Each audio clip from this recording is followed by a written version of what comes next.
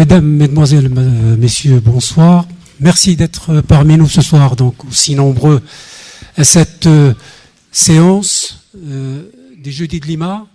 Et c'est la séquence connue sous le nom d'invité du trimestre. Et qui nous a permis, depuis des années d'ailleurs, de décliner sous des formes politiques, philosophiques, économiques, des thématiques et de recevoir des personnalités du monde de la pensée, tels que Michel Serres, Jacques Derrida et d'autres, ainsi que des hommes politiques. Je ne vais pas tous les citer. Et d'ailleurs, on a des publications et la mémoire de Lima, elle porte cette trace. Ce soir, nous avons le plaisir et l'honneur de recevoir l'un des grands philosophes français qui a proposé donc de rebondir, de réagir sur une actualité qui n'en finit pas. À travers le mot révolution. Que veut dire la révolution? À quoi renvoie-t-elle? Est-ce que ce que a connu le monde arabe s'apparente à une révolution ou c'est autre chose que la révolution? Évidemment, c'est l'une des hypothèses de travail que va développer Alain Badiou. Pour la petite histoire, on a le plaisir, évidemment, de le recevoir à double titre. D'abord parce que, comme je l'ai dit, c'est un grand philosophe. Il est visible. On le suit régulièrement à travers ses débats à la télévision, à travers ses publications, évidemment. Et aussi parce que c'est un homme d'action, c'est un homme engagé. Et j'ouvrirai juste une petite parenthèse pour rappeler que Alain Badiou est né au Maroc en 1937, à Rabat, et tout à l'heure, au cours d'un échange comme ça informel, il nous a appris que son père était le professeur de Mehdi Ben Barka. Et à cause donc de son engagement pour contre le colonialisme, contre toutes les formes d'oppression, il a été expulsé du Maroc. Voilà. Peut-être qu'il reviendra tout à l'heure pour développer un peu cet aspect, parce que je suis sûr que notre public y tient. Et je voudrais, avant de céder la parole à Jean-Claude Perrier, qui est journaliste et écrivain au magazine Livre Hebdo, que je remercie vivement d'avoir accepté de modérer cette table ronde. Je vous rappelle que demain, nous recevons l'historien, aussi traducteur, André Miquel. À partir de 19h, vous connaissez André Miquel, évidemment, traducteur avec Jamaldine Melchir des Mille et une Nuits, auteur de la géographie, d'ouvrages sur la géographie et aussi sur la littérature. Et c'est quelqu'un qui a réhabilité, qui va nous présenter un nouveau regard sur le monde arabe et sur la culture arabe d'aujourd'hui. Voilà. Et puis, enfin, dernière rencontre avec une grande personnalité, le 16 décembre, nous recevons Edgar Morin. Ce sera l'occasion aussi, avec lui, de revenir sous le thème alerte en Méditerranée, sur ce drame qui se joue au quotidien devant nos yeux, à travers donc ces émigrés, à travers cette tragédie, cette odyssée qui a bénéficié évidemment d'une couverture médiatique, mais l'Europe, on a l'impression qu'elle tourne déjà le dos à tout ce qui s'est passé à Lampedusa et ce que connaissent aujourd'hui ces nouveaux migrants qui viennent d'Afghanistan, de Syrie et d'autres nouveaux pays. Voilà, sans plus tarder, je passe le micro à Jean-Claude Perrier. Je vous remercie de d'être nombreux ce soir, et c'est un signe que la philosophie, elle se porte bien. Voilà, merci. Merci Mathilde. Ça marche. Donc merci à vous, mesdames et messieurs, d'être aussi nombreux à ce jeudi de Lima. Bien sûr, c'est un honneur et un plaisir de figurer à cette table à côté d'Alain Badiou. Alors, selon la formule convenue, on ne présente plus Alain Badiou, n'est-ce pas? Mais comme vous et moi n'avons peut-être pas en tête toute la richesse, la diversité de son parcours, je vais me permettre, avant qu'il ne nous fasse un exposé, de, comme ça, glisser quelques repères et puis aussi quelques pistes, puisque le déroulement de cette rencontre devrait être le suivant. Donc après les quelques minutes que je vais vous affliger, Alain Badiou nous fera un exposé. Ensuite, seront nées forcément des questions sur cet exposé ou sur d'autres thèmes auxquels il voudra bien répondre. Et enfin, vous aurez la possibilité vous-même de poser des questions à Alain Badiou avant de pouvoir, si vous le souhaitez, vous faire dédicacer tel ou tel de ses ouvrages. Alors, comme l'a rappelé Mathie tout à l'heure, Alain Badiou est donc né au Maroc.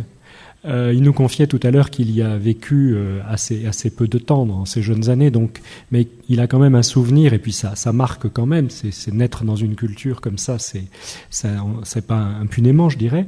Ce qui est frappant dans cette trajectoire, c'est qu'elle est à la fois multiple, comme si Alain Badiou avait un peu des vies parallèles plus que successives. Et d'ailleurs, j'ai lu qu'il était très attaché à ce qu'on ne classifie pas son travail et son parcours en tranches, mais que tout ça forme un ensemble cohérent. Vous êtes contre la dichotomie, mais plutôt pour la cohérence. Alors, je disais ampleur et diversité, donc Alain Badiou, philosophe, évidemment, qui est maintenant professeur honoraire à l'École normale supérieure de la rue d'Ulm, où il anime nonobstant un séminaire mensuel.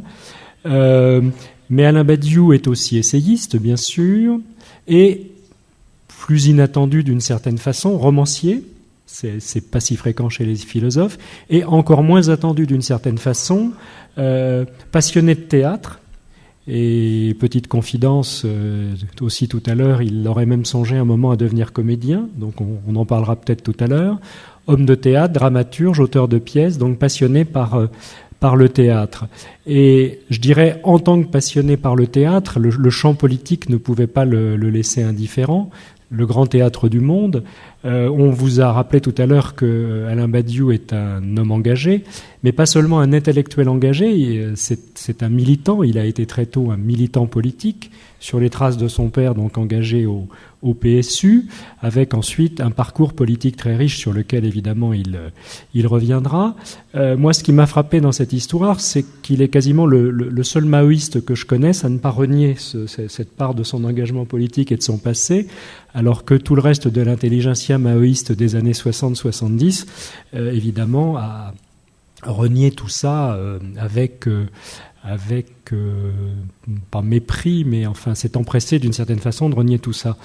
Bien entendu, on parlera de ces révolutions arabes avec les guillemets s'il le faut, etc. Et Alain Badiou nous en parlera. Peut-être aussi nous fera-t-il partager ou bénéficier de ses analyses sur la situation politique actuelle, parce que on l'a laissé en tant que pamphlétaire habillant de belle manière Nicolas Sarkozy. Moi, j'aimerais bien savoir si Alain Badiou pourrait écrire un livre équivalent sur l'actuel président que sur le précédent. Ça pourrait être assez amusant, ou pas, ou pas. Et puis, il y a une dimension évidemment chez Alain Badiou qui est la dimension polémique. C'est quelqu'un qui ne recule pas devant l'attaque énergique, voire frontale, et en retour, il a reçu son lot de controverses, de polémiques, et là peut-être aussi fera-t-on un point sur tout ça. Donc voilà un petit peu juste des pistes tracées. Donc on va laisser la parole à Alain Badiou, et ensuite donc l'un et les autres nous lui poserons des questions s'il veut bien aborder un certain nombre de thèmes. Et puis d'autres thèmes évidemment que nous aurions pu oublier mais qui lui tiennent à cœur. Il est chez lui ce soir. Merci. Je vous en prie, Alain. Merci. Merci à vous. Oui, alors je voudrais commencer par dire que je ne parle pas ici à aucun titre en tant que spécialiste du monde arabe. Je n'en suis pas spécialiste au sens de l'expérience immédiate, qui peut être celle des habitants des pays qui composent ce monde, et notamment de ceux qui ont participé ou participent directement à ce qui est un peu le sujet de ce soir, à savoir les épisodes successifs qui ont marqué récemment l'évolution historique de la situation dans ce monde arabe. Et ce, bien qu'en effet je sois né au Maroc, par l'effet de ce qu'on pourrait appeler un hasard de type colonial. Mais je ne suis pas non plus un spécialiste journalistique, académique ou diplomatique des régions du monde concernées, parce qu'il a reçu, entre autres noms, celui de Printemps arabe, et dont les conséquences sont loin d'être tout advenues. En somme, je n'ai pas eu à ce jour de lien concret, matériel, avec les situations dont je vais parler. Un de mes maîtres, dont vous avez rappelé l'importance, Mao Tse-tung, avait coutume de dire que, étant donné une situation concrète, ceux qui n'ont pas fait d'enquête sur cette situation n'ont pas droit à la parole. En un sens, donc, je n'ai pas de droit particulier à la parole sur le printemps arabe, et je dois donc justifier mon intervention ici, même comme n'étant ni celle d'un acteur, qu'il soit important ou minuscule, ni celle d'un témoin, ni celle d'un savant qui lit et parle la langue arabe dans ses différentes inflexions. Alors je vais donc commencer par définir le lieu intellectuel et pratique d'où je parle, et d'où je parle notamment de ces événements. Alors il y a d'abord la philosophie, parce que je soutiens que l'invention conceptuelle de la philosophie est sous condition d'autres pensées, d'autres pratiques qui lui demeurent extérieures. Parmi ces conditions, il y a la politique, à la fois le réel politique contemporain et l'histoire des politiques. Et à ce titre, toute nouveauté politique qui se manifeste dans le monde actuel, et d'autant plus qu'elle semble pouvoir relancer ou infléchir l'histoire des politiques, me concerne en tant que philosophe.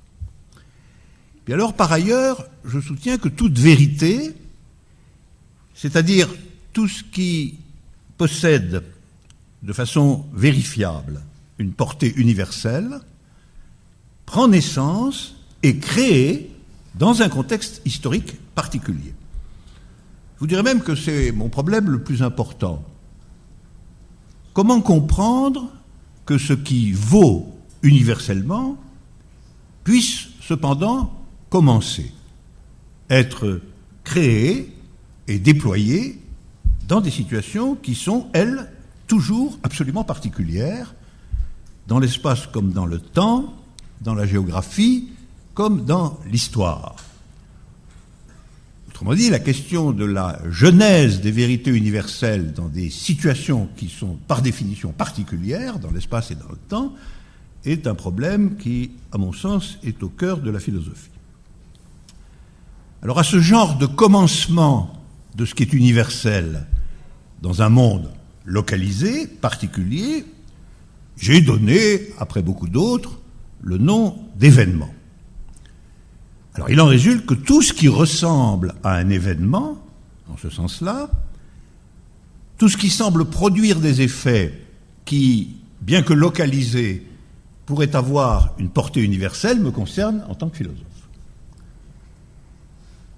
Alors la question, finalement, que me pose, inévitablement, tout ce qui se passe, particulièrement dans les dernières années, dans l'ensemble de ce que nous appelons, par facilité, d'une certaine façon, le monde arabe, peut finalement être ainsi très simplement résumé. La question donc dont je vais parler ce soir devant vous, sommes-nous contemporains d'un événement politique dont le site particulier est interne au monde arabe, mais qui est virtuellement porteur de conséquences dont la portée est universelle. Voilà ma question. Alors, je voudrais vous indiquer dès le début une difficulté qui peut étonner. C'est que caractériser ce qui se passe en Égypte ou en Tunisie ou ailleurs comme étant de l'ordre de l'événement semble facile, voire évident. Cependant que caractériser tout cela comme politique est en un certain sens bien plus difficile. Un événement, c'est une rupture dans les lois stables d'une situation. C'est un phénomène imprévisible de l'intérieur de ce qu'on connaît et de ce qu'on pratique être les lois stables de cette situation. Un événement, c'est un commencement, précisément parce que rien dans les lois de la situation, dans la structure, si vous voulez, de la situation, ne permet de prévoir son arrivée et ses péripéties. Or, il est certain qu'à échelle de l'opinion générale, personne, avant 2010-2009, ne doutait de la stabilité des régimes autoritaires de Moubarak en Égypte et de Ben Ali en Tunisie. Ils étaient même couramment donnés par leurs chers alliés occidentaux comme des exemples de stabilité, mettant ces pays, en tout cas, à l'abri du très redouté et très obscur islamisme, avec tous les guillemets que vous voulez. Or, 2 ans plus tard, des partis, se réclamant explicitement de l'islam, étaient au pouvoir dans ces 2 pays. Ce pouvoir, nous le savons aujourd'hui, mais nous pouvions le prévoir, était fragile, il était très précaire. Mais, après tout, tout ce qui advient de façon événementielle est d'abord précaire. Comment ce qui apparaît comme une exception historique, comme une défaillance locale des lois établies, pourrait-il être immédiatement doté d'une forte puissance? Cette précarité n'est donc pas étonnante. Elle nous indique seulement que l'événement n'est pas clos, que le renversement local des pouvoirs établis n'a pas encore pris une nouvelle forme stable. L'extrême fragilité des nouveaux pouvoirs, la continuation des violences, l'incertitude sur l'issue des combats, tout cela ne contredit pas, mais au contraire confirme qu'il y a, dans certains pays du monde arabe, les signes forts d'un événement. Il y a du reste d'autres signes. Par exemple, nous savons, c'est un point très important, que les formes concrètes, sensibles d'un événement ne ressemblent en rien à ce qui se passe dans la vie ordinaire, dans l'existence réglée par l'état de la situation et finalement par l'état tout court, celui qui régente la situation. Et en effet, dans différents pays arabes, ce qu'on a vu était entièrement séparé, novateur, par rapport aux coutumes du visible dans ces 2 pays. Rassemblements populaires gigantesques, coopération entre groupes ordinairement séparés, voire hostiles, diversité de la provenance sociale, occupation nuit et jour organisée par le peuple lui-même de grands espaces du centre-ville, échauffourée à la périphérie interdisant la pénétration de la police, démocratie sauvage, mais aussi parfaitement pacifique.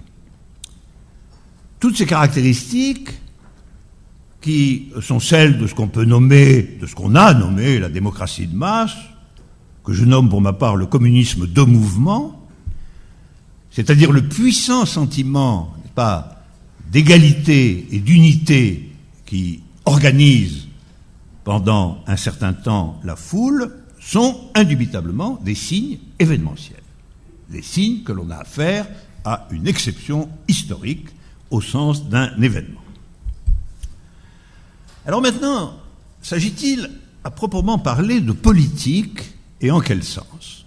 Cette question est beaucoup plus délicate. On pourrait dire naturellement, c'est une évidence. Le mot d'ordre unificateur, dans les deux cas aujourd'hui les plus significatifs, les plus achevés, Égypte et Tunisie, concernait la direction de l'État. Moubarak dégage, Ben Ali c'est fini, et le résultat immédiat, quelles que soient les péripéties à venir, le résultat immédiat a bel et bien été la fuite ou l'arrestation de ces potentats en apparence parfaitement installés et maîtres du pouvoir.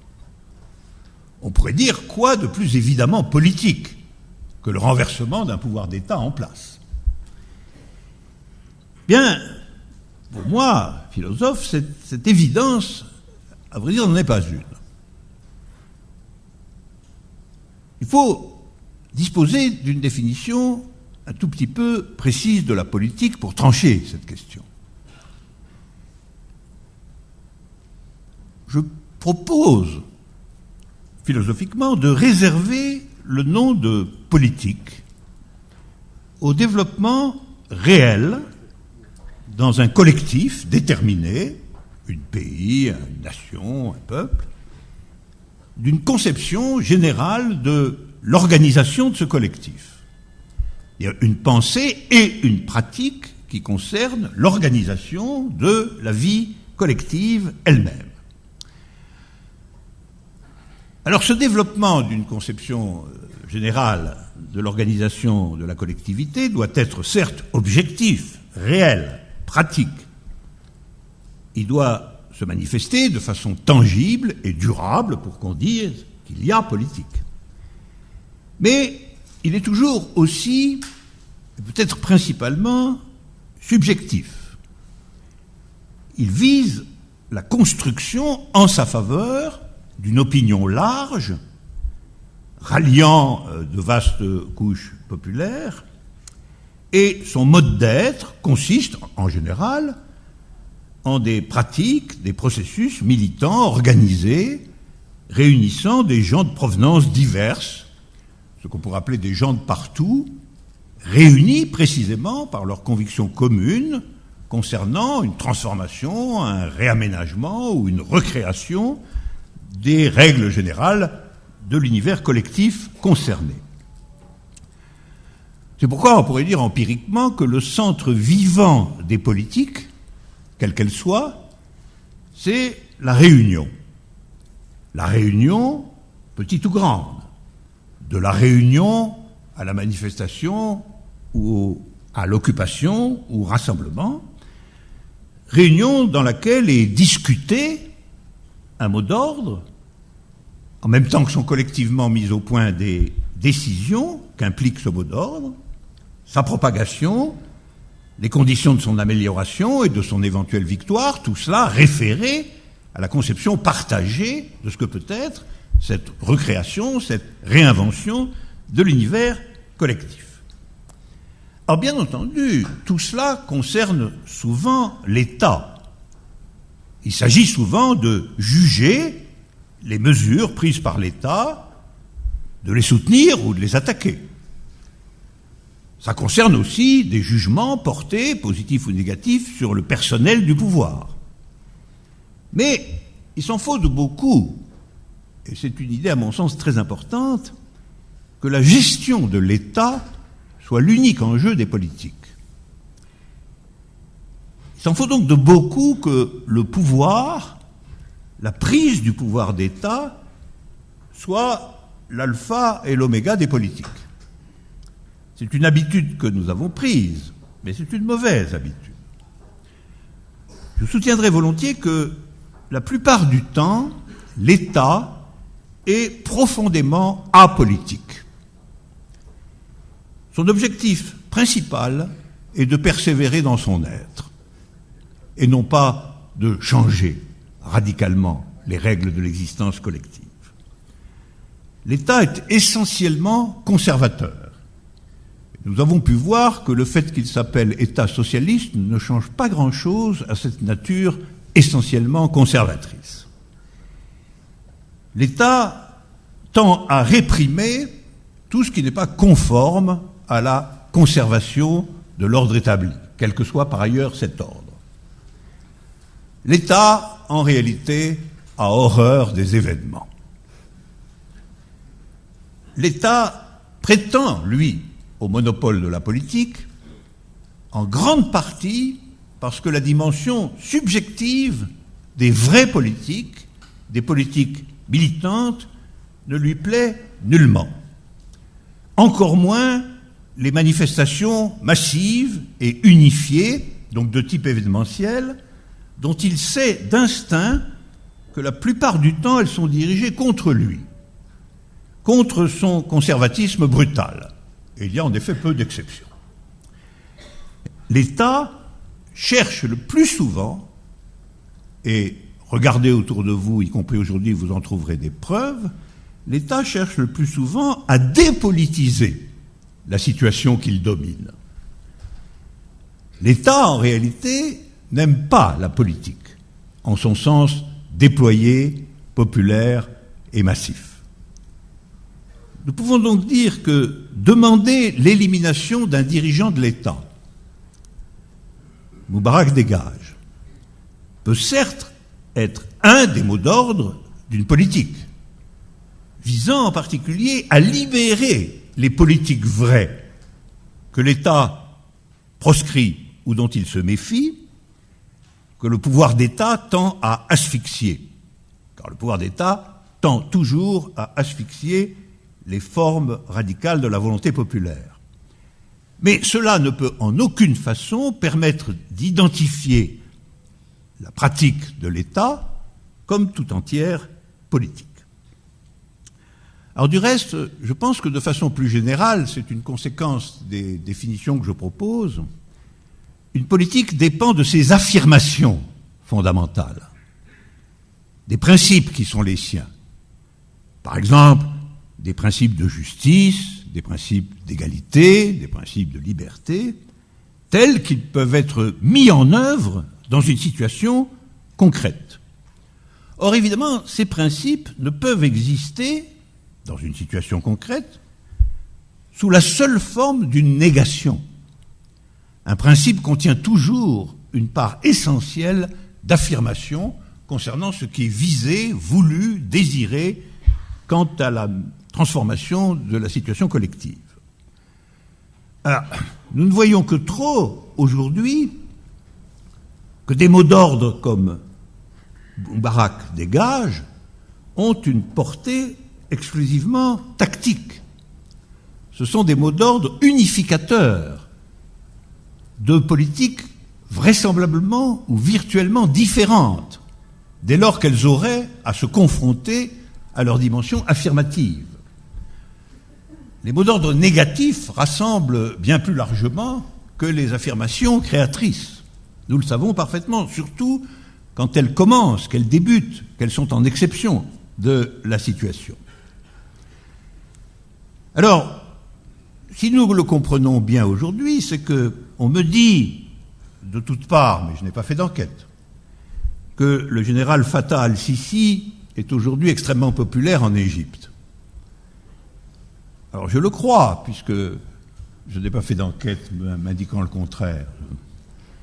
Mais de loin, je ne vois pas que l'état militaire de Moubarak soit radicalement remis en question au sens d'un nouvel aménagement de la collectivité générale par le général al-Sisi.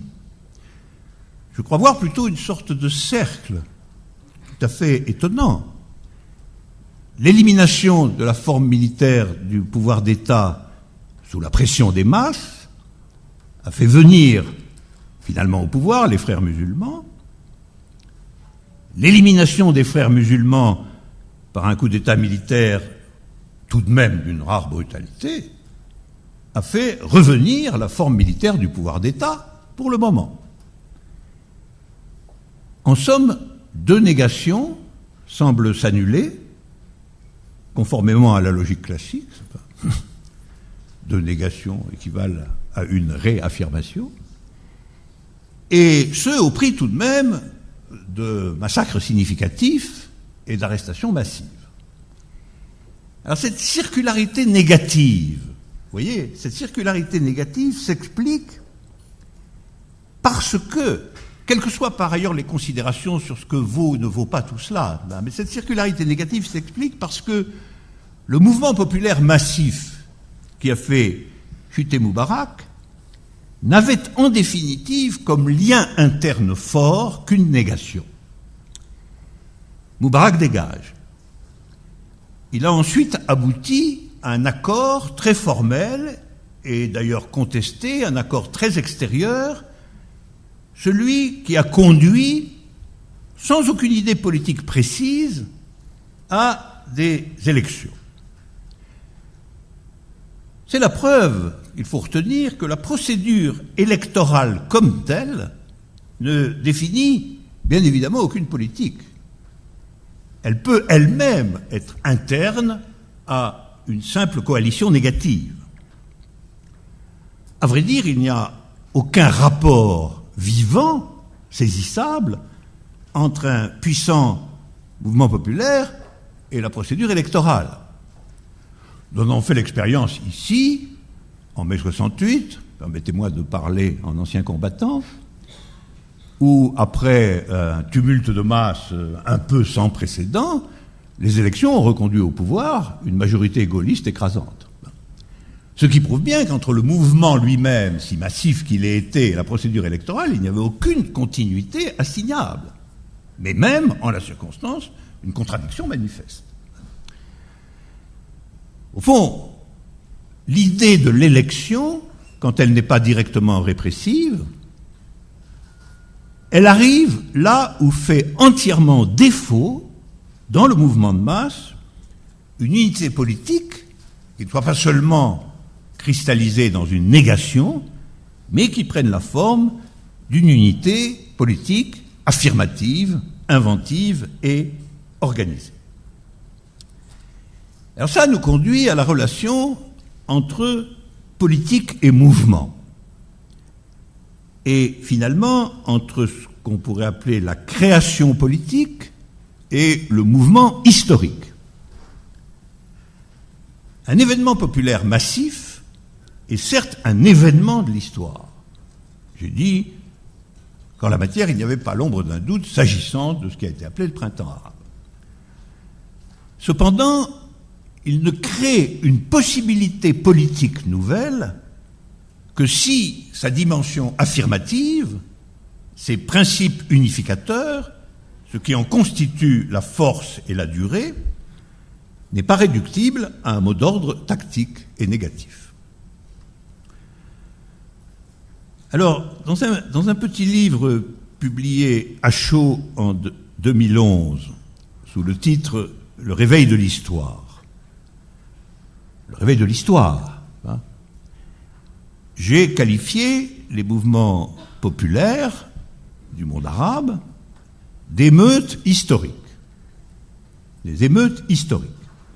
Naturellement, je reconnaissais ainsi leur grandeur et, en un certain sens, leur importance universelle. Je ne reviens nullement sur ce jugement, quelles qu'aient été les péripéties postérieures.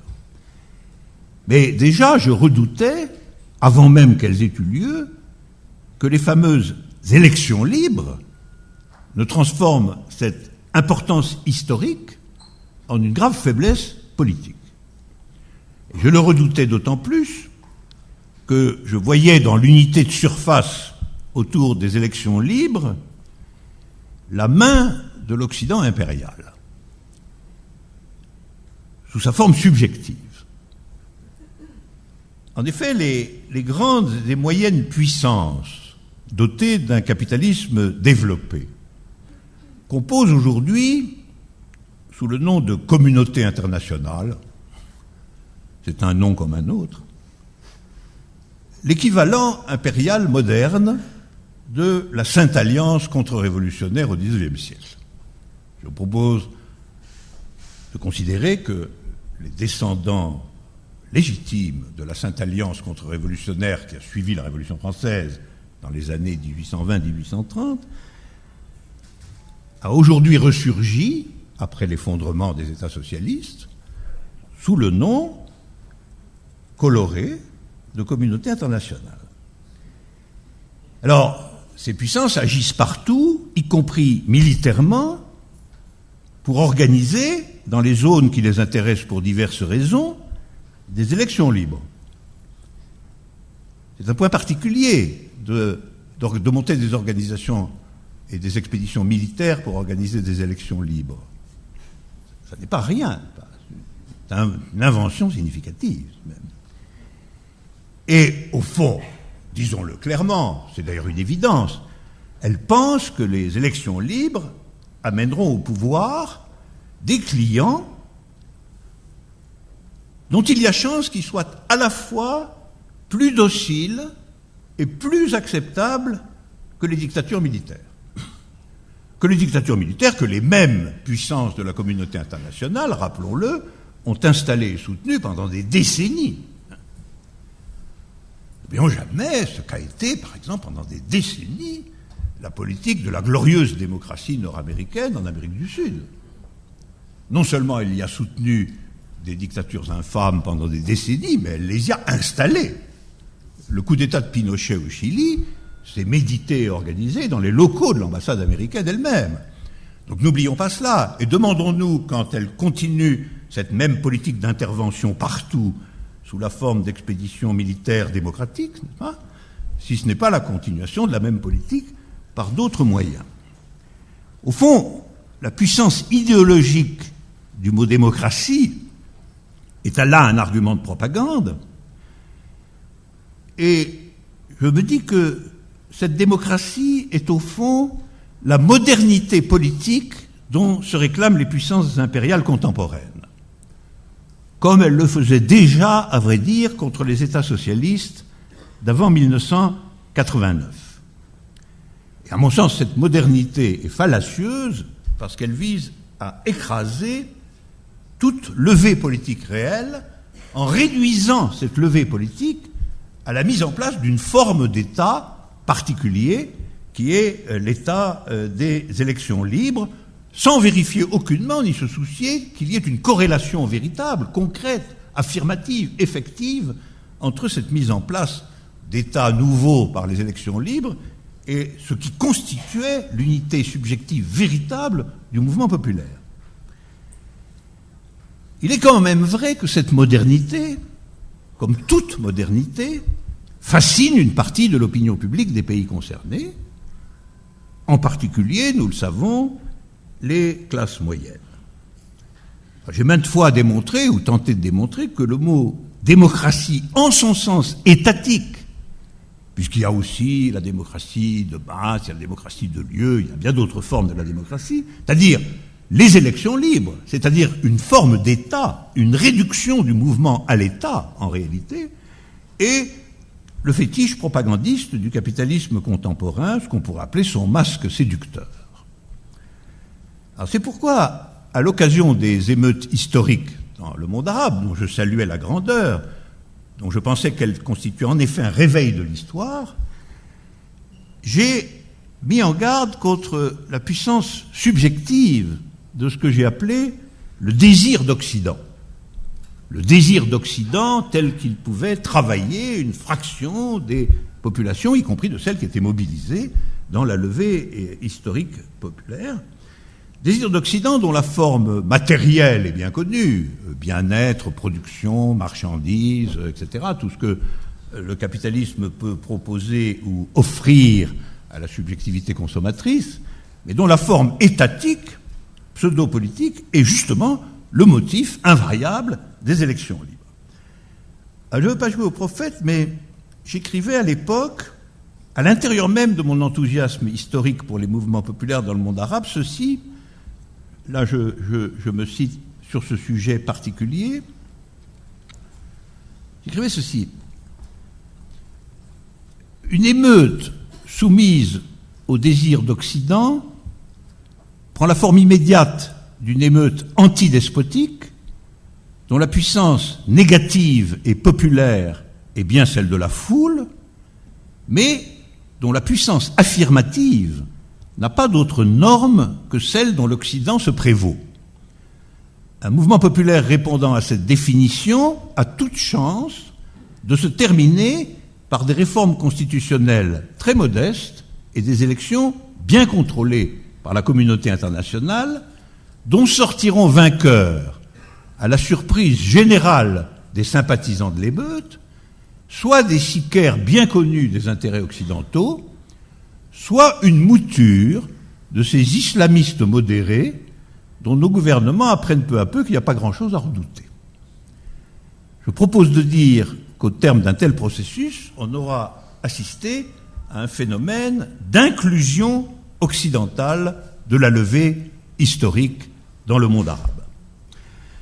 Là, vous voyez, tout va se jouer donc dans la question de savoir ce que les émeutes historiques dans le monde arabe ont en réalité ouvert qui leur soit propre, qui ne soit pas l'imposition abstraite des élections libres, lesquelles ont donné immédiatement le pouvoir à un groupe qui était resté largement à la remorque, sinon absent, du mouvement populaire lui-même. Alors, je considère que, jusqu'à ce jour, dans une large mesure, les émeutes historiques dans le monde arabe ont échoué, mais cet échec peut tout à fait être provisoire, nous y reviendrons. Elles ont échoué à ouvrir la possibilité d'une nouveauté politique radicale pour la raison suivante. Unifié dans une démocratie de masse remarquable et nouvelle, le mouvement populaire a trouvé son unité dans la négation des formes existantes de l'État. Telle a été la genèse de ces mots d'ordre.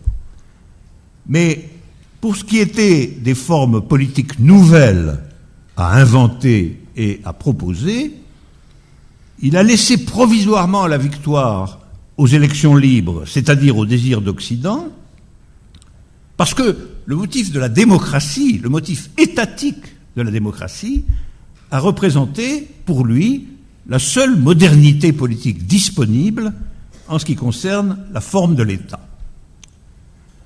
Alors vous voyez, tout se joue dans le rapport entre politique et histoire dans cette affaire, tel que le convoquent pour nous ces grands épisodes historiques dans le monde arabe sur trois plans qu'on pourrait distinguer ainsi. Premièrement, le rapport du mouvement à l'État, qui prend généralement une forme essentiellement négative. À bas l'État existant, à bas Moubarak dégage, Ben Ali c'est fini, etc. Le rapport du mouvement, deuxièmement, à la modernité occidentale, médié par la question de la démocratie, subjectivement et finalement constitutionnellement médié par la question de la démocratie. Et troisièmement, le rapport de la création politique, de la nouveauté politique, au mouvement, à l'État et à l'Occident. Alors c'est là que pour analyser dans son contexte général la portée non seulement historique mais éventuellement politique des émeutes dans le monde arabe, nous allons nous servir du schéma que vous avez normalement entre vos mains et qui figurait au tableau jusqu'à sa disparition. Il va revenir. Inopinée. Il va sûrement revenir. Évidemment, la question de savoir qui peut appuyer sur ces TRL.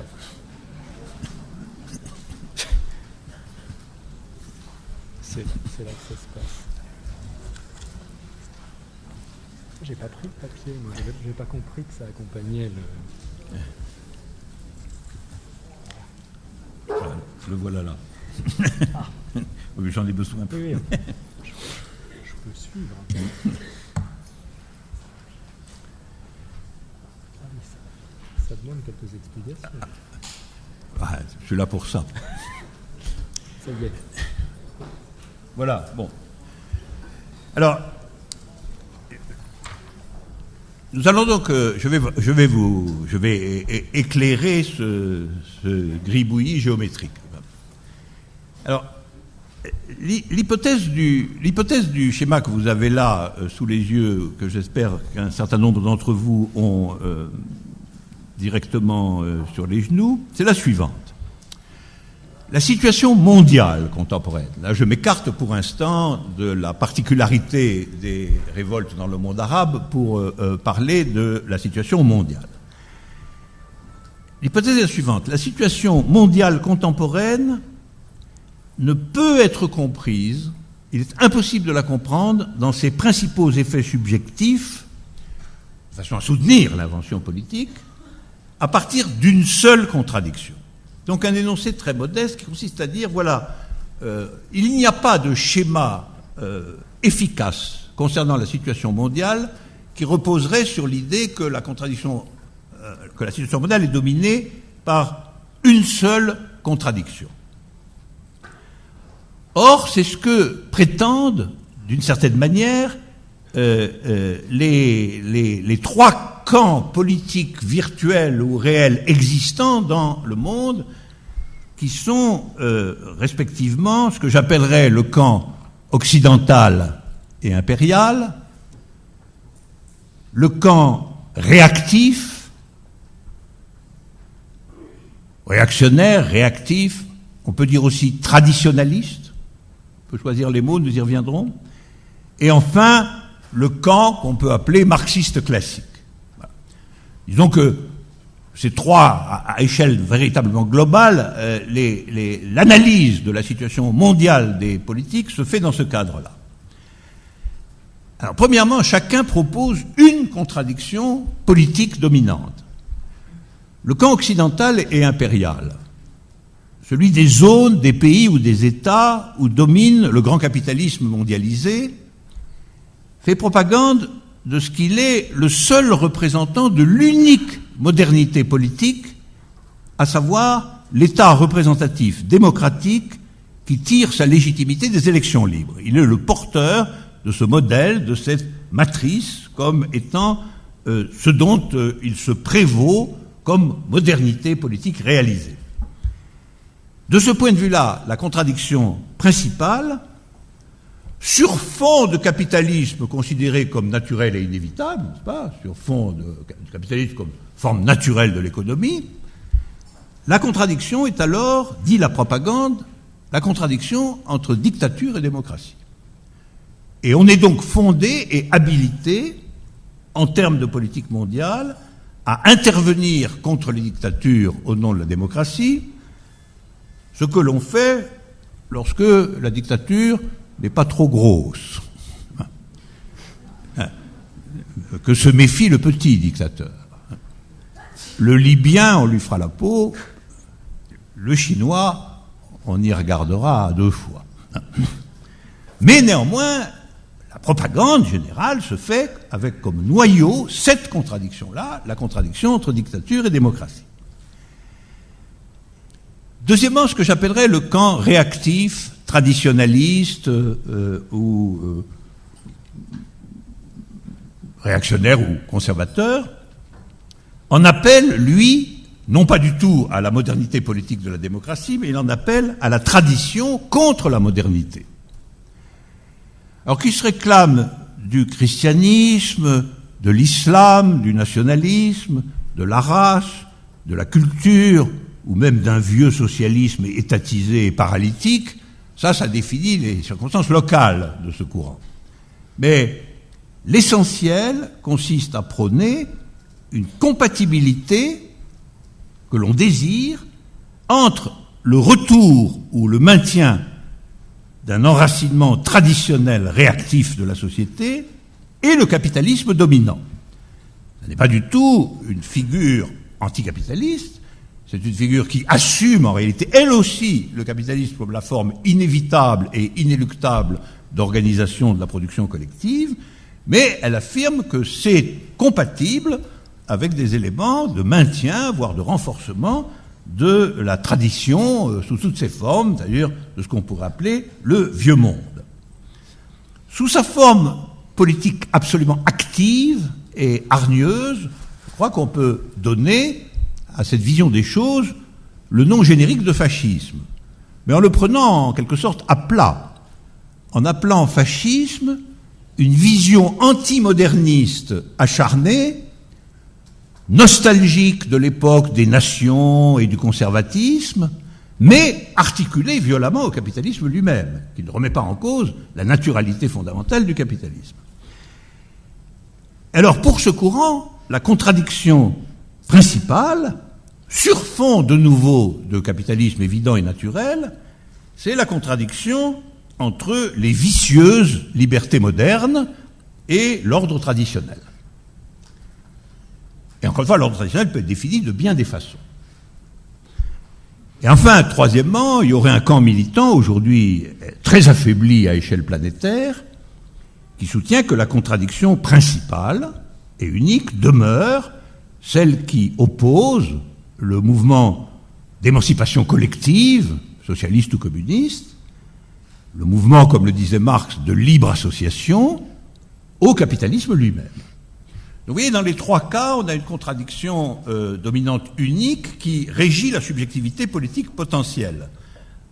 La contradiction entre démocratie et dictature, la contradiction entre tradition et modernité, ou la contradiction, finalement, entre communisme et capitalisme. Alors, j'appartiens en certain sens à cette dernière orientation, donc j'assume qu'elle est la plus minoritaire de toutes, celle qui doit être reconstruite de fond en comble, etc., etc.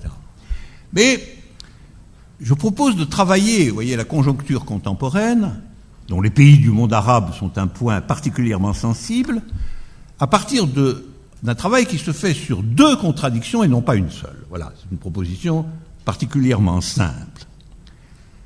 Ma thèse est en effet que les événements dans le monde arabe démontrent que, aujourd'hui, dans la conscience des masses populaires, et singulièrement dans cette fraction intermédiaire qu'on pourrait appeler du nom de petite bourgeoisie éduquée, qu'on appelle quelquefois classe moyenne, etc., donc cette frange qui n'est ni réductible à l'antique prolétariat, ni réductible à la classe dominante, que dans la conscience de ces groupes sociaux,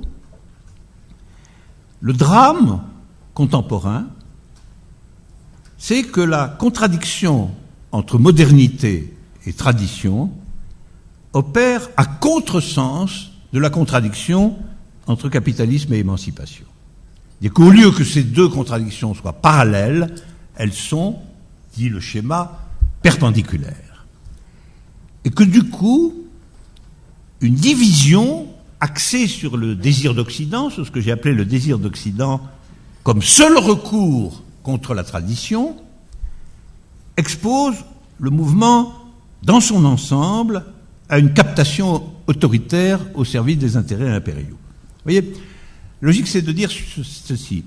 Si on veut comprendre la situation, il faut bien voir qu'aujourd'hui, il n'y a pas de superposition tenable dans les conjonctures concrètes entre la contradiction entre modernité et tradition, version éclairée, version réactive, conscience traditionnelle et conscience d'avant-garde, prenez-le comme vous voulez, il n'y a pas de superposition entre ça d'un côté et d'un autre côté la contradiction héritée de la période précédente, qui était quand même la contradiction entre capitalisme et révolution, bon, disons-le comme ça, ou entre capitalisme et communisme, peu importe les mots.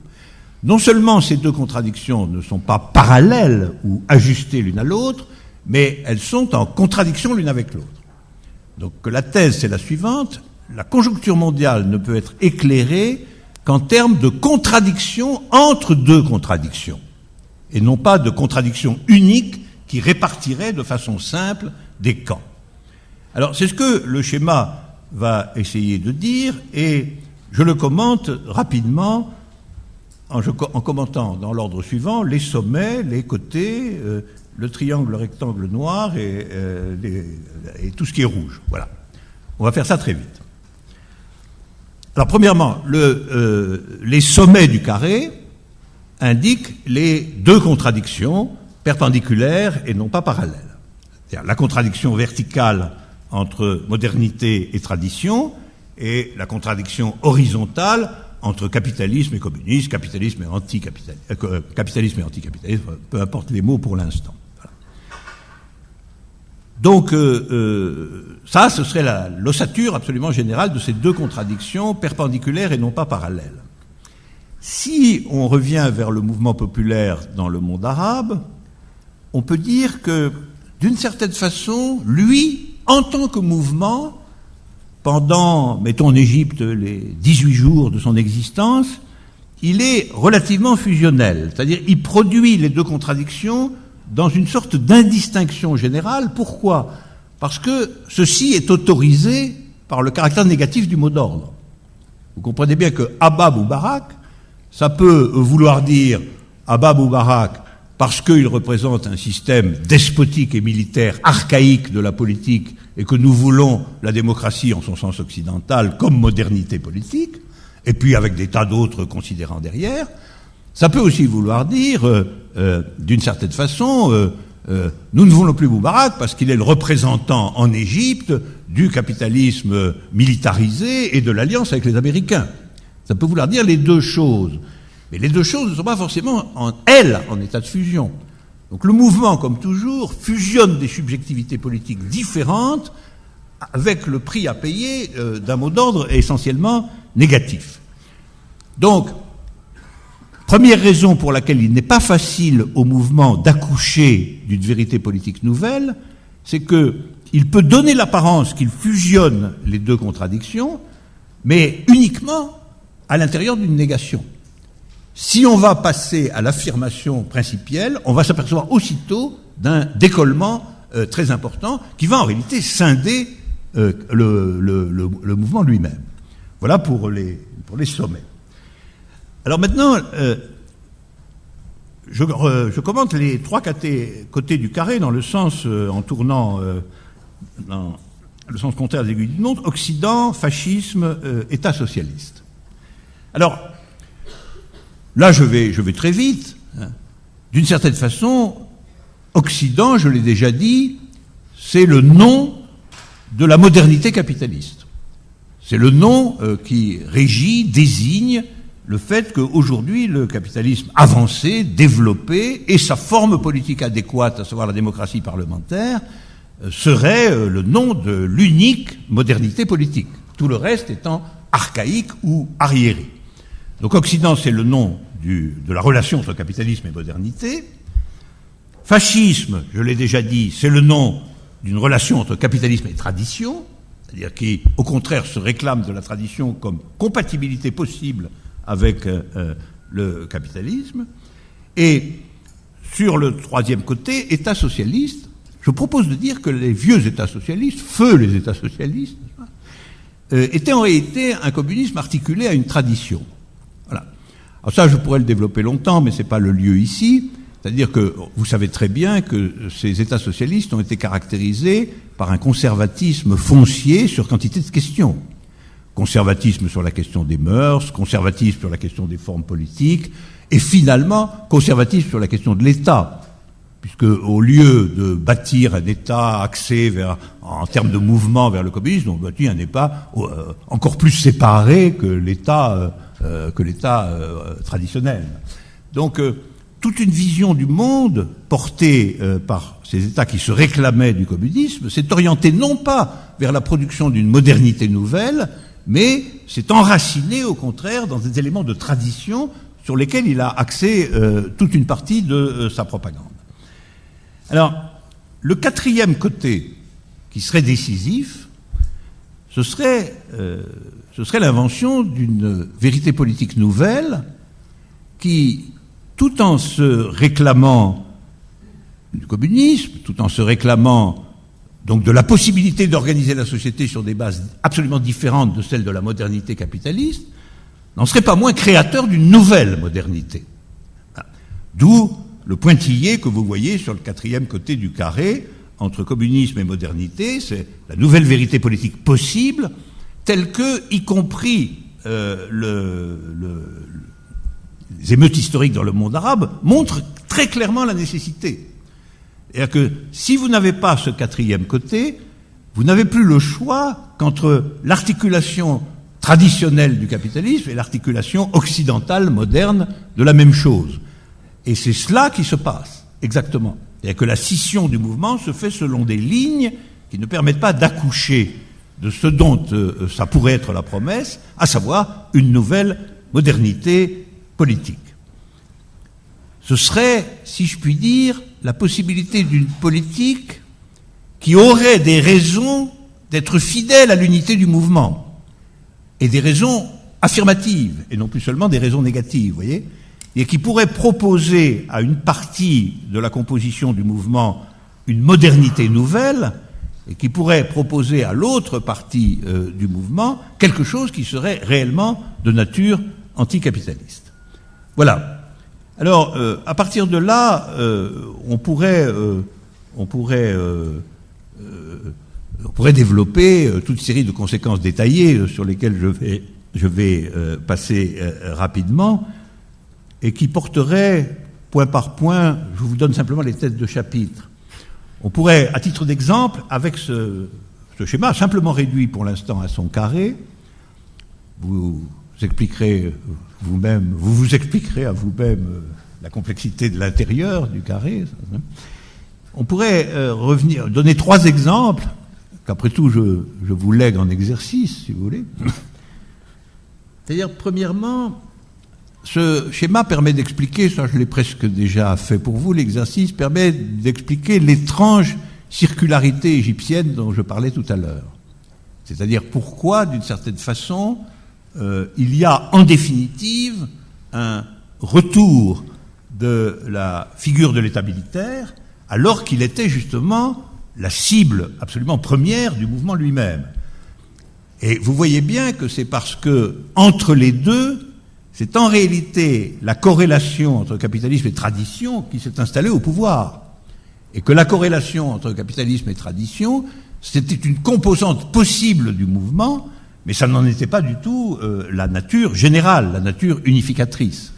Autrement dit, que Moubarak dégage pour que s'installe en gérant du capitalisme égyptien des partisans acharnés de la mentalité de l'organisation sociale traditionnelle, c'était absolument pas ce que voulait toute une partie essentielle du mouvement.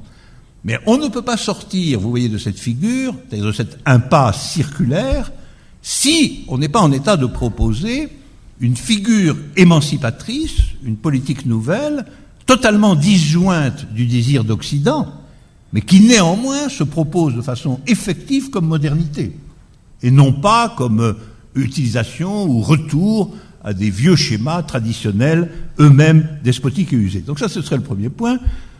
Le deuxième point, ça permettrait d'éclairer pourquoi l'enjeu constitutionnel a été décisif et demeure décisif, comme vous savez, dans la situation dans les pays arabes. Pourquoi ce côté de la discussion de la Constitution, que ce soit en Tunisie, en Égypte ou ailleurs, est si fondamental?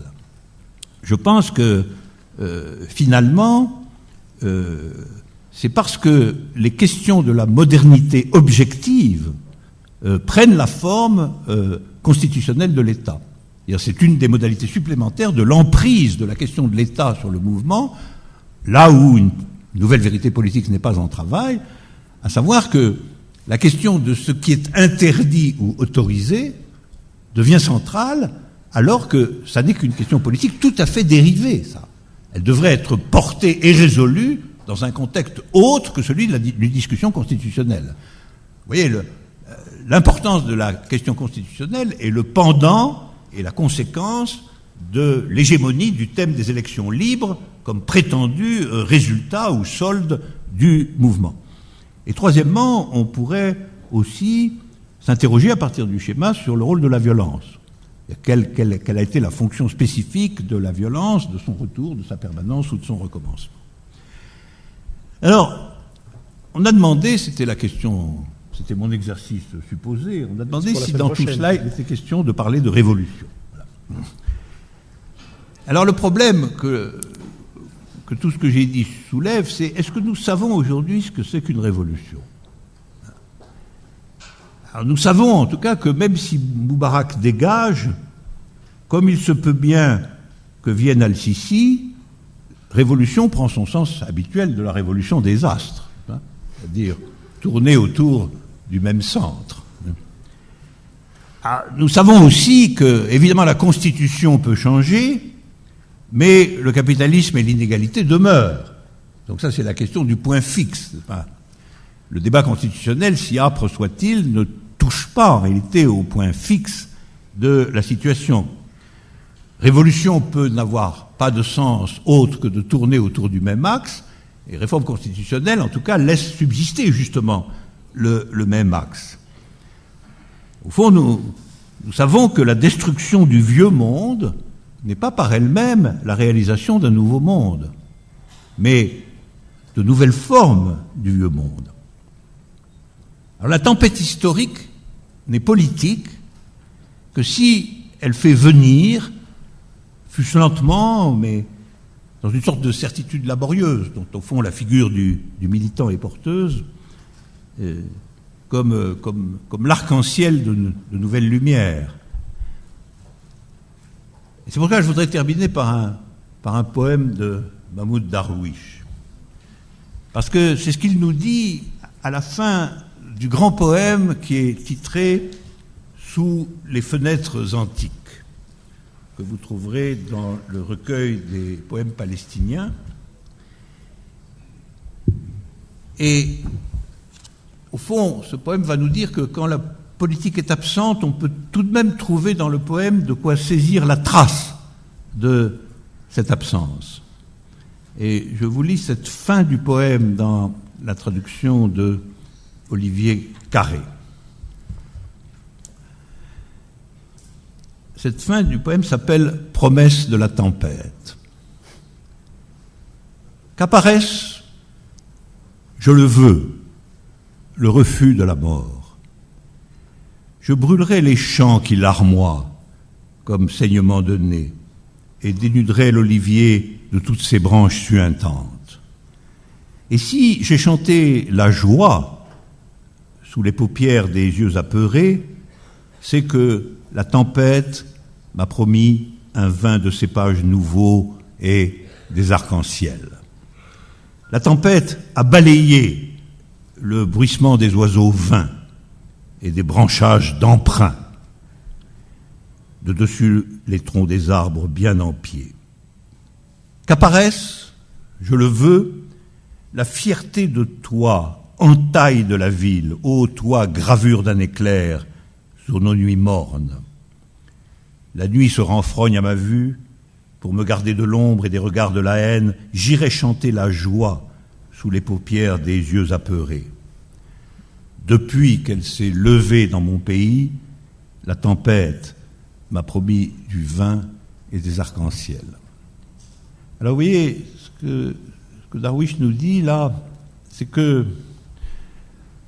au fond, il faut être partout dans le monde à la recherche d'une modernité qui ne soit plus chevillée au désir d'Occident, qui ne soit plus ce qu'il appelle les écorces d'emprunt, qui soit porteuse de l'égalité et non de la puissance du capital, qui soit la régénérescence de l'arbre solide dont parle aussi Darwish, l'arbre solide du communisme aujourd'hui flétri, et peut-être à l'école de ce que les émeutes du monde arabe ont encore à nous dire, nous ont dit et ont encore à nous dire, car leur destin politique n'est pas achevé, il faudrait que viennent les nouvelles tempêtes, parce que c'est bien de tempêtes que nous avons aussi besoin, de tempêtes historiques, mais des tempêtes qui, comme le désire le poète, promettent positivement quelque chose. Des tempêtes qui promettent l'alliance du vin et des arcs-en-ciel. Merci.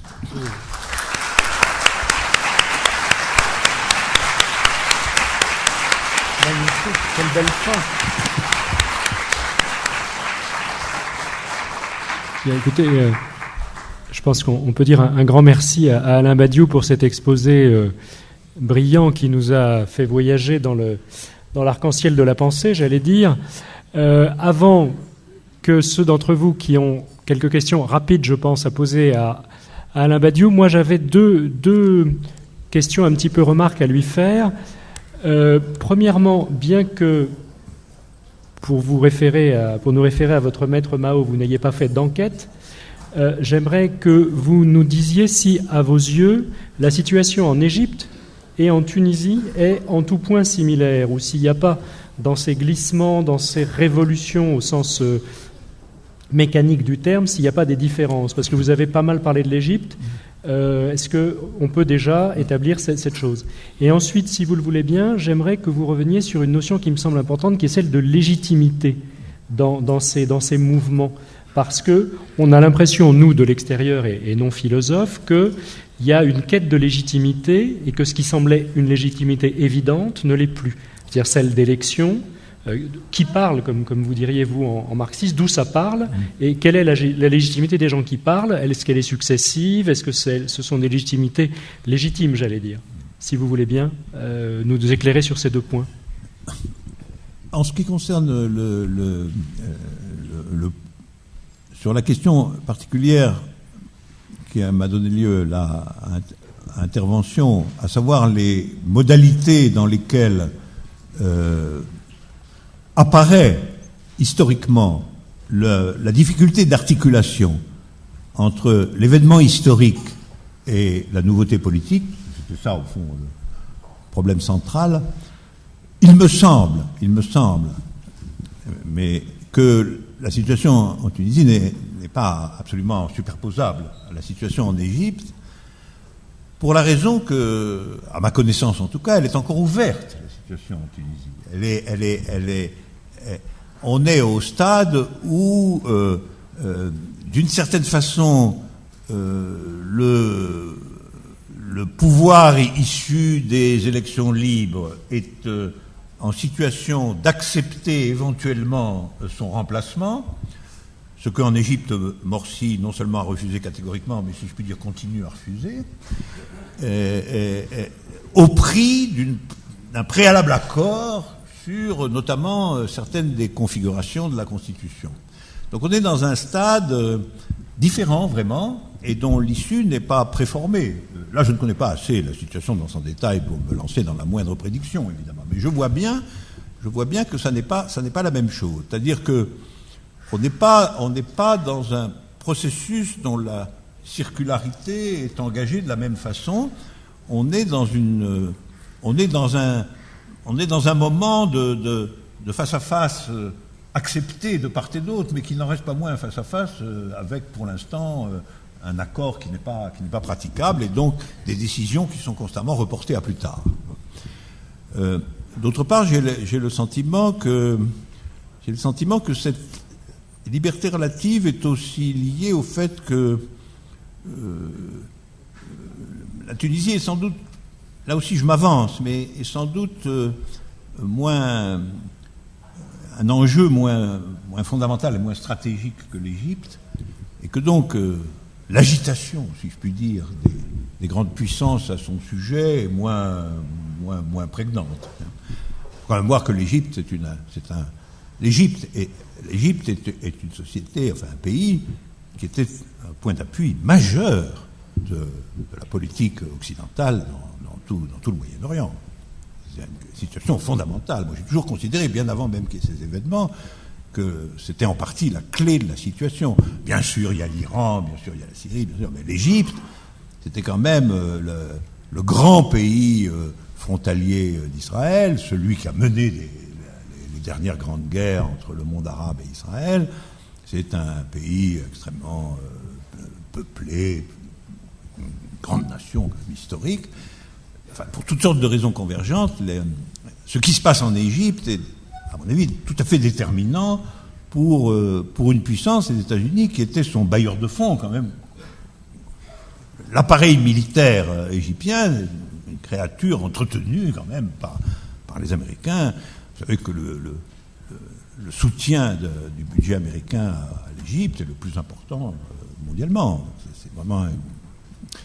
Alors pour toutes ces raisons, je pense qu'il faudra sans doute dégager des énergies bien plus considérables en Égypte pour modifier radicalement la situation, et que là, ça suppose vraiment absolument l'ouverture à une échelle de temps qu'on ne connaît pas d'une politique la politique d'une modernité nouvelle. Alors qu'en Tunisie, je pense que le jeu est quand même plus ouvert. Voilà, plus ouvert, mais enfin. Et moins violent. Hein? Et moins violent. Moins violent, engageant des moindres masses. Et puis, les origines ne sont pas tout à fait identiques non plus. La capacité organisée, malgré tout, du monde ouvrier a perduré en Tunisie. Le syndicat est resté une entité significative, un interlocuteur effectif de la situation. Il y a vraiment des différences importantes. Et je pense que de ce point de vue-là, la Tunisie est un laboratoire politique sans doute plus localisé, plus limité, mais en un certain sens peut-être plus ouvert et plus instructif à terme, parce qu'en Égypte, il faut vraiment il y a une pesanteur des blocs en présence qui est extrêmement. Pas oublier que l'affrontement entre armée et frères musulmans régit la politique égyptienne depuis les années 50. Donc c'est un demi-siècle d'histoire qui, d'une certaine façon, et là, ce qui s'est passé, c'est qu'au fond, normalement, la situation aurait dû accoucher d'un acteur nouveau, véritable, et que c'est quand même finalement par le retour à l'affrontement exterminateur, si je puis dire, entre l'armée et les frères musulmans que la séquence historique, pour l'instant, s'est ramenée. Voilà, la seconde question. La légitimité des pouvoirs. Ah oui, alors la légitimité, moi, je vais vous dire quelque chose. La question de la légitimité est une question qui a toujours été très compliquée parce que si on prend la question de la légitimité du côté de l'État, alors cette légitimité, en réalité, relève de considérations qui sont largement juridiques. Alors juridique au sens politique. C'est ce que dit la légitimité il dit, constitutionnelle. Je suis le président légitime. Dit voilà, Morsi. il faut qu'il y ait un président légitime. Et un président légitime, c'est un président qui a été légitimement élu. Et un président légitimement élu, c'est un président qui a été élu conformément aux règles instituées et consensuelles de la Constitution. Donc le débat constitutionnel, c'est un débat qui définit la légitimité politique en termes de pouvoir d'État. En termes de pouvoir d'État réglé, codé par des considérations constitutionnelles. Et puis, la légitimité d'un mouvement est tout à fait différente. Il est tout à fait frappant que non seulement tout le monde, lors des grandes manifestations égyptiennes sur la place Tahrir, disait sur la place « Nous sommes les Égyptiens », alors qu'ils étaient, même s'ils étaient 2 millions, ils étaient loin d'être les Égyptiens. Mais que l'opinion publique mondiale entérinait ce point, vraiment. Donc, même l'opinion occidentale, qui n'aurait pas dû, en vertu de ses propres principes, n'est-ce pas, ils n'avaient pas été élus légitimement, les gens qui étaient sur la place Tahrir. Elle n'aurait pas dû mais il y avait une puissance irrésistible de cette affirmation légitime, nous sommes le peuple égyptien, qui était une légitimité factuelle, une légitimité historique. Et puis alors, il y aurait un troisième type de légitimité qui serait une légitimité liée au fait qu'on a conduit jusqu'au bout un processus politique, un peu, par exemple, comme la mise en place des premières institutions provisoires au moment, mettons, de la libération de la France, a été légitime parce que c'était les résistants qui le faisaient. C'était aussi une minorité. Hein. Oui, oui. C'était aussi une minorité. Donc je pense qu'il y a 3 légitimités différentes, voilà. Il y a une légitimité historique qui en fait est une légitimité populaire et massive. Il y a une légitimité politique qui est une légitimité des processus novateurs de la politique. Et puis il y a une légitimité étatique, constitutionnelle. Et l'histoire de la légitimité, c'est toujours l'histoire de la relation compliquée, conflictuelle, articulée entre ces 3 légitimités. Et là, on voit très bien, les élections libres, c'était la tentative de passer d'une légitimité historique à une légitimité étatique. Mais ça n'a pas marché. C'est-à-dire, cette légitimité étatique, elle n'a pas été reconnue comme légitime, largement par une partie importante du mouvement lui-même. C'est donc bien la preuve qu'on ne peut pas imposer la légitimité étatique quand les autres types de légitimité sont actifs. Ça va bien quand personne ne lève le petit doigt. Alors à ce moment-là, évidemment, on va voter le jour où la Constitution demande de voter, et puis voilà, c'est tout. Mais si vous avez quelques millions de gens dans les rues, c'est plus tout à fait la même chose. au point que je me souviens parfaitement que subjectivement, l'expérience des élections provoquées par De Gaulle à la fin de 68 sont apparues aux gens du mouvement comme une pure et simple instrument de répression de la légitimité du mouvement. C'est-à-dire le remplacement de la légitimité du mouvement par la légitimité constitutionnelle, par une décision étatique forcée. D'où le grand mot d'ordre, élection piège à con. Ça nous rappelle les souvenirs. Ben oui, c'était comme si le mouvement avait été le pigeon de cette affaire. C'est intéressant parce qu'au-delà des révolutions arabes dont on a parlé, ce mot de légitimité revient extrêmement fréquemment. Ben oui. Mais pour la contester plutôt. Mais je pense que le mot légitimité revient très souvent parce que précisément aujourd'hui, non seulement dans les pays arabes, mais c'est pour ça aussi qu'ils sont intéressants et ont une portée universelle, la question de la légitimité refait surface dans le contexte de contradiction entre des définitions différentes de la légitimité. Par exemple, aujourd'hui, une frange de l'opinion française est en train de mettre en cause la légitimité du président de la République. Ben oui. Il y a aussi un Hollande dégage. Si on lit la presse. Ben oui, mais tout ce que j'ai dit indique qu'il faut aussi se méfier de ça, malheureusement. C'est-à-dire qu'Hollande dégage, il y a beaucoup de gens, moi personnellement, Hollande, vous imaginez, mais il y a beaucoup de gens qui disent Hollande dégage avec qui j'ai pas envie de le dire. Oui, c'est le problème. Pardon de vous avoir ramené des considérations plus terre à terre, mais c'était bien de décélérer, parce que là, on était vraiment dans l'empiré. Nos amis ont des questions, mademoiselle. Si vous voulez faire passer des micros, il y a des mains qui se lèvent.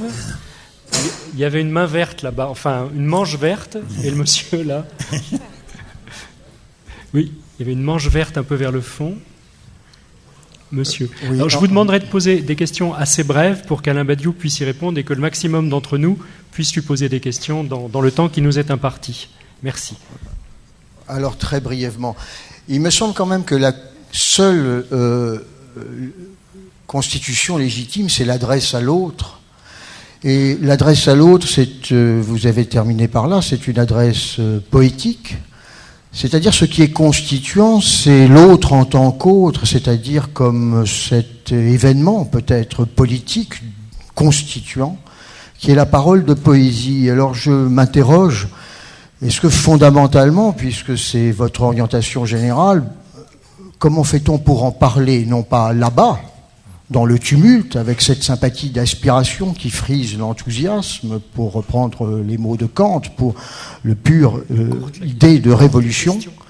Est-ce que cette révolution, comment fait-elle pour se constituer légitimement comme adresse poétique à l'autre, où, dans quel lieu, dans quelles circonstances, sur les places, dans la révolution, ou ici, parce que nous nous adressons mutuellement les uns aux autres? Voilà cette question trop.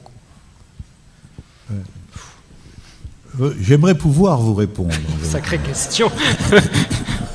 On avait dit une question courte et simple. Je peux quand même dire quelque chose. Je pense que, en réalité, dans l'événement, je pense qu'il y a toujours, à un moment donné, un énoncé fondamental. Je prends énoncé en un sens assez flou. Et la création de cet énoncé fondamental, on peut parfaitement dire qu'elle a une portée poétique. Parce que, d'une certaine façon, étant donné qu'un événement véritable est imprévisible, il est aussi, d'une certaine manière, innommable. C'est-à-dire que si on prend les coutumes de nomination, on n'a pas de nom disponible pour le nommer. Alors, si on admet que la poésie, c'est ce qui tente de nommer ce que d'habitude on ne peut pas nommer, on peut dire qu'il y a toujours un moment dans les révolutions où un nom, qui peut être un nom qui avait déjà des différents sens, mais prend une intensité, un nom, une phrase, un mot d'ordre. Vous comprenez bien que l'apparition dans la Révolution de 89 de liberté, égalité, fraternité, vous pouvez le considérer comme un poème historique, vraiment. Hein, comme quelque chose qui est à la fois scandé, sonore, musical, et qui en même temps porte une intensité subjective prodigieuse et dont les conséquences résonnent jusqu'à aujourd'hui, après tout. Hein.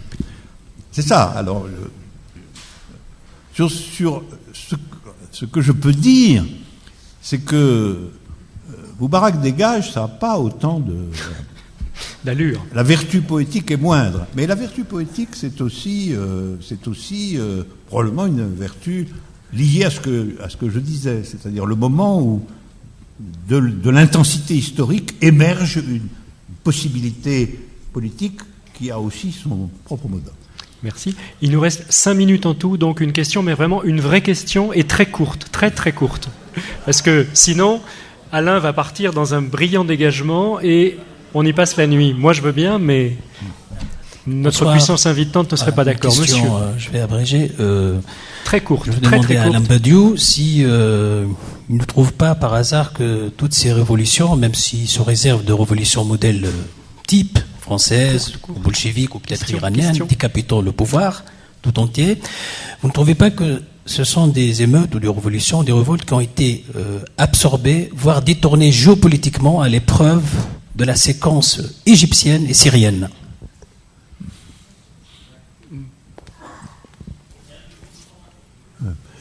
Oui. Oui, ça ce serait un débat à soi tout seul. Je suis convaincu, je lui ai fait allusion à la fin, que le contexte géopolitique a infléchi et rendu de plus en plus complexe et obscur ce qui tentait d'être dit en réalité dans le mouvement populaire initial. Parce que il faut bien voir le monde arabe, mais le Moyen-Orient plus généralement et plus particulièrement en même temps, le Moyen-Orient, c'est une plaque sensible de l'ensemble des contradictions géopolitiques contemporaines. Je me dis parfois que c'est comme, ce qui n'est pas une considération rassurante, que c'est comme les Balkans avant la guerre de 14. C'est-à-dire un mélange de conflits, d'interventions étrangères, de chacun à ses patrons, de livraison d'armes, de guerres civiles, etc., de mouvements révolutionnaires. Exactement. Il y a guerre mondiale sur votre schéma, on n'a pas eu le temps de le commenter, mais ça ça fout les boules. Et par conséquent, là, moi, j'adopterais alors la maxime de Lénine sur ce point. C'est-à-dire, ou bien la révolution conjurera la guerre, ou bien la guerre provoquera la révolution. Voilà. Pour l'instant, on préférerait quand même la première branche de l'alternative. Une ultime question. Madame, oui, une main rouge féminine.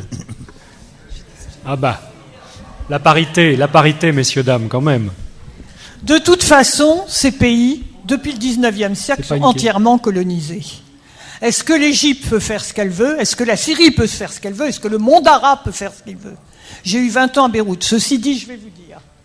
Ce que vous oubliez de dire, c'est qu'en 2009, le roi d'Arabie Saoudite arrive à Damas. C'est pas une question, madame, ça. Je vous en supplie. Ils font un billet de banque. Oui. Garanti sur le pétrole. Vous vous rendez compte?